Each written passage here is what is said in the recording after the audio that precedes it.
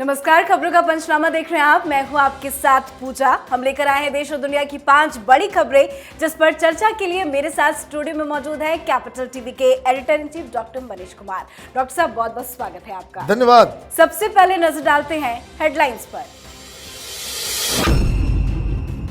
तेलंगाना में केसीआर की mega rally में विपक्ष का जमावड़ा। केजरीवाल, मान, अखिलेश हुए शामिल। रैली ने बढ़ाई कांग्रेस की टेंशन। 3 राज्यों में बजा चुनावी बिगुल। त्रिपुरा में 16 फरवरी और नागालैंड, मेघालय में 27 फरवरी को होगा मतदान। 2 मार्च को आएंगे चुनाव के नतीजे।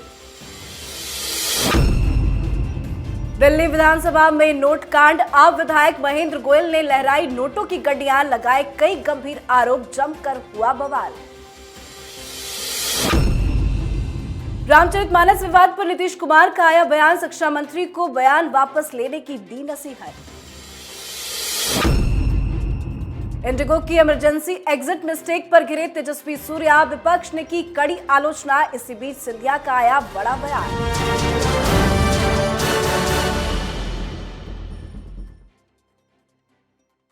आज की सबसे पहली खबर में बात केसीआर की मेगा रैली की। तेलंगाना के सीएम के चंद्रशेखर राव ने आज तेलंगाना के खम्मम में एक विशाल रैली की। इस रैली में अरविंद केजरीवाल, भगवत मान, केरल के सीएम पिनराई विजयन, अखिलेश यादव और सीपीआई नेता डी राजा शामिल हुए। इस रैली का मुख्य संदेश 2024 में बीजेपी के खिलाफ विपक्ष को एकजुट दिखाना रहा, पर इस रैली ने कांग्रेस की टेंशन बढ़ा दी है। साथ ही केसीआर ने नीतीश कुमार की मुहिम को भी बड़ा झटका दे दिया, क्योंकि इस महारैली के लिए नीतीश कुमार को न्योता नहीं भेजा गया। केसीआर की इतनी बड़ी रैली कांग्रेस को कितना बड़ा झटका? देखिए, कांग्रेस पार्टी तो बाद में डील करूंगा मैं। वहां हुआ क्या?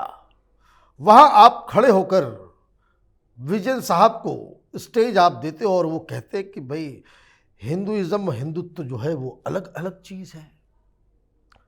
आप वही पुराना रिकॉर्ड प्लेयर फिर से आप चलाना शुरू कर देते हो जी। कहा आप विपक्षी एकता के लिए आपने क्या ममता नजर नहीं आई? वहां हेमंत सोरेन नजर नहीं आए, वहां शरद पवार नजर नहीं आए, वहां कई सारे लोग नीतीश कुमार के साथ मिलने के लिए तो गए थे। केसीआर पटना, वहां प्रेस कॉन्फ्रेंस साथ में किया था, लेकिन नीतीश कुमार को न्योता तक नहीं भेजा, तेजस्वी भी नहीं। केजरीवाल पहुंच गए, मान भी पहुंच गए, लेकिन वहां पहुंच के केजरीवाल को झटका लगा होगा। वो इसलिए क्योंकि वो जो प्रांगण था जहां पे रैली हो रही थी, उस जगह पे अखिलेश यादव के 30-30 फुट ऊंचे कटआउट लगा हुआ था, जिसमें अखिलेश यादव बिल्कुल हाथ जोड़ के खड़े हैं, नजर आ रहे हैं, और केजरीवाल का कोई कटआउट ही नहीं लगाया। तो केजरीवाल की स्थिति वो बेगानी शादी में अब्दुल्ला दीवाना वाली हो गई। तो आउटराइटली जिस पर्पस से केसीआर ने अपनी पार्टी का नाम टीआरएस से बीआरएस किया कि वो 2024 में प्रधानमंत्री का चेहरा बनेंगे, वो सक्सेसफुल नहीं हुआ। अब 4-4 खेमा है, अभी इस तरह की रैलियां और भी होंगी। केजरीवाल रैली नहीं कर पाएंगे क्योंकि केजरीवाल के साथ कोई आएगा नहीं। केजरीवाल जो है उसके साथ कोई आएगा नहीं, लेकिन ममता करेंगी, नीतीश करेंगे।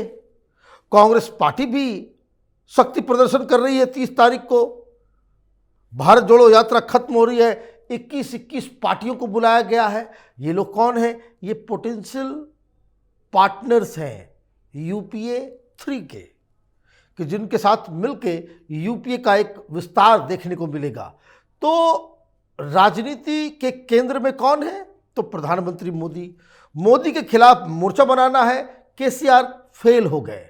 कांग्रेस पार्टी को अब ये सोचना पड़ेगा कि वहां जो विजयन साहब पहुंचे, उनकी जो पार्टी है, जो वाम मोर्चा है, वो टीआरएस के साथ जाएगी या राहुल गांधी के साथ? ये एक बड़ा सवाल है और यही टेंशन की वजह है कांग्रेस पार्टी की। बिल्कुल। अब बात 3 राज्यों में बजे चुनावी बिगुल की। आज इलेक्शन कमीशन ऑफ इंडिया ने नागालैंड, मेघालय और त्रिपुरा में विधानसभा चुनाव की तारीखों का ऐलान कर दिया। त्रिपुरा में 16 फरवरी और नागालैंड, मेघालय में 27 फरवरी को मतदान होगा, जबकि 2 मार्च को तीनों ही राज्यों में मतगणना होगी। चुनाव की तारीखों के ऐलान के साथ ही इन तीनों राज्यों में आदर्श आचार संहिता भी लागू हो गई है। 3 राज्यों में चुनाव की तारीखों का ऐलान, कितना दिलचस्प होगा ये चुनाव। देखिए, चूंकि ये छोटी छोटी माने इकाई है इंडियन यूनियन की, छोटे छोटे राज्य हैं और 60-60 सीटें हैं सब जगह। और मजेदार बात क्या है इसमें, हर जगह भारतीय जनता पार्टी सत्ता में है। त्रिपुरा में डायरेक्टली उनकी ही सरकार है, बाकी दोनों जगहों पे अलायंस पार्टनर्स हैं ये लोग। तो सत्ता दोनों जगह, तीनों जगह इनको बचाने का काम है। त्रिपुरा नाक की लड़ाई है, ये टेस्ट है भारतीय जनता पार्टी के ऑर्गेनाइजेशन की, लीडरशिप की। और वहाँ जिस तरीके से बदलाव किया गया, विप्लव देव को हटा करके शाह साहब को बनाया गया, तो ये एक बहुत कठिन चुनाव होने जा रहा है। वो इसलिए क्योंकि वहाँ पे 35 साल लगातार वामपंथियों की सरकार थी, भारतीय जनता पार्टी वहाँ ना के बराबर थी, और अचानक से आपने मट्टी पलित कर दी। वहाँ पे सिर्फ 1.25% वोट का डिफरेंस था और आप बहुमत संख्या लेने में आप कामयाब रहे। अब इस बार जो बीजेपी के सामने वहाँ पे चुनौती है त्रिपुरा में, वहाँ पे वामपंथियों के साथ कांग्रेस पार्टी का भी अलायंस हो गया है। और तीसरा मोर्चा, वहाँ टीएमसी भी बहुत सारे काम इन लोगों ने किए हैं, वहाँ पे उनको भी वोट मिल रहा है। तो मतलब त्रिकोणीय लड़ाई, भारतीय जनता पार्टी अकेली, कुछ और भी छोटे छोटे पार्टियां हैं जिनके साथ इनका अलायंस है। तो क्या वहाँ पे सरकार बन पाएगी? मेघालय, नागालैंड, वहाँ जिस तरह की स्थिति है वैसी बनी रहेगी, क्योंकि कांग्रेस पार्टी यहाँ बिल्कुल नागालैंड में खत्म हो गई। 22 लोग चुन के आए थे कांग्रेस पार्टी के, 21 जो करंट गवर्नमेंट वहाँ पे अलायंस है उसमें वो लोग शामिल हो गए। तो वो पूरी की पूरी तस्वीर ही बदल जाती है, उधर की राजनीति थोड़ी अलग होती है। तो तीनों ही राज्यों में कांग्रेस की चुनौती ये कि क्या वापस आ सकते हैं, त्रिपुरा में अलायंस के साथ वो वापस आ सकते हैं। मेघालय और नागालैंड में कांग्रेस पार्टी क्या करेगी, नहीं करेगी, बहुत सारे सवाल जवाब हैं बीजेपी के पास। बस इतना ये है, त्रिपुरा अगर जीत जाती है तो इन तीनों चुनाव में यही कहा जाएगा भारतीय जनता पार्टी जीत गई। अगर हार जाती है तो एक बहुत खराब संदेश पार्टी के ऑर्गेनाइजेशन के ऊपर लगेगा। जी, अब बात दिल्ली विधानसभा में नोट कांड की। आज दिल्ली विधानसभा में जबरदस्त हंगामा हुआ। विधानसभा के अंदर आम आदमी पार्टी के विधायक महेंद्र गोयल नोटों की गड्डियां लेकर पहुंचे। सदन के अंदर ही नोटों की गड्डी लहराई। उन्होंने दावा किया कि ये रिश्वत में मिले पैसे हैं और रिश्वत की टोकन मनी 15 लाख उनके पास है। उन्होंने आरोप लगाया कि उनको सरकारी अस्पताल में एक निजी ठेकेदार ने उन्हें रिश्वत देने की कोशिश की। साथ ही कहा, बाबा साहब अंबेडकर हॉस्पिटल में भर्ती के नाम पर भ्रष्टाचार हो रहा है। विधानसभा के अंदर ये सब क्या चल रहा है? अगर डॉक्टर भीमराव अंबेडकर हॉस्पिटल में भ्रष्टाचार है तो केजरीवाल से पूछना चाहिए कि क्यों भ्रष्टाचार। ये तो दिल्ली सरकार के अंतर्गत आता है ये हॉस्पिटल, पहली चीज ये। दूसरी बात ये कि इस एमएलए को अब तक गिरफ्तार क्यों नहीं किया गया है। आप असेंबली के अंदर कुछ भी कर सकते हैं, लेकिन फिर भी देश का कानून तो आपके ऊपर लागू होता है।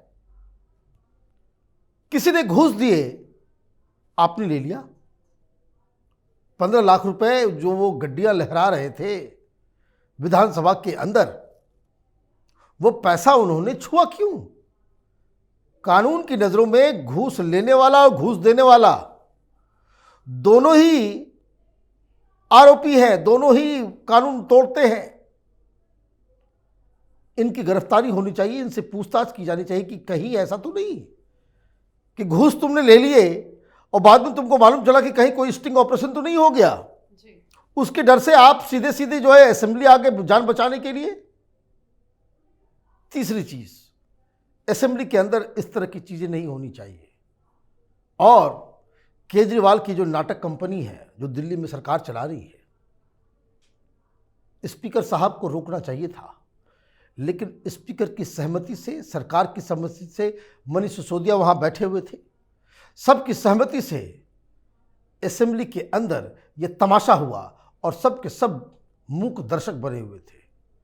इस तरह की घटिया राजनीति पे विराम लगने की जरूरत है। जी, अब बात रामचरितमानस पर मचे घमासान की। बिहार में शिक्षा मंत्री चंद्रशेखर के रामचरितमानस पर दिए गए विवादित बयान को लेकर जमकर बवाल मचा हुआ है। आरजेडी जेडीयू आमने सामने है। इसी बीच मुख्यमंत्री नीतीश कुमार ने चुप्पी तोड़ी है। उन्होंने कहा है कि शिक्षा मंत्री को बयान वापस लेने के लिए कहा जा चुका है। इतना ही नहीं, नीतीश कुमार ने कहा कि हम लोगों ने पहले ही शिक्षा मंत्री को समझा दिया है। पहले ही अगर समझा दिया गया है तो अभी तक माफी क्यों नहीं मांग रहे हैं? देखिए, लगता है कि कुछ ट्रूस आरजेडी और जेडीयू के बीच में हुआ है। कहीं से थर्ड कोई आदमी इसमें आया है और दोनों के बीच बचाव किया है, क्योंकि दो बयान आए। एक तो नीतीश कुमार का टोन डाउन था।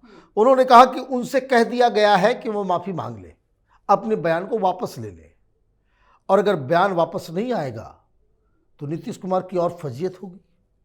लेकिन ऐसा लग रहा है कि बयान वापस हो सकता है 1-2 दिन में, अगर भारतीय जनता पार्टी दबाव डालती रही तो।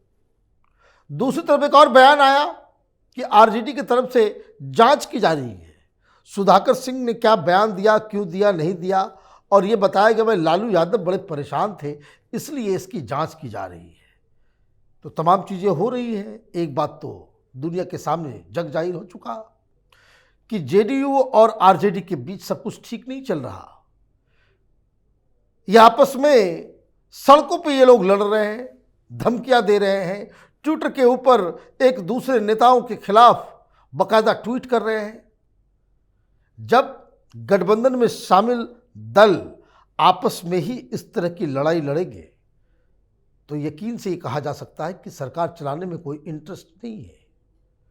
बिहार वैसे ही देश का सबसे पिछड़ा हुआ राज्य बन चुका है, और इस तरह की गंदगी, इस तरह की राजनीति और इस तरह के नेता अगर सत्ता में बैठे रहेंगे तो बिहार की और भी ज्यादा दुर्गति होने वाली है। जी, अब बात करते हैं आज की आखिरी खबर की। इंडिगो फ्लाइट में इमरजेंसी गेट खोलने के मामले में तेजस्वी सूर्या का नाम सामने आया है। इसको लेकर विपक्षी पार्टियों ने जमकर तेजस्वी सूर्या पर निशाना साधा।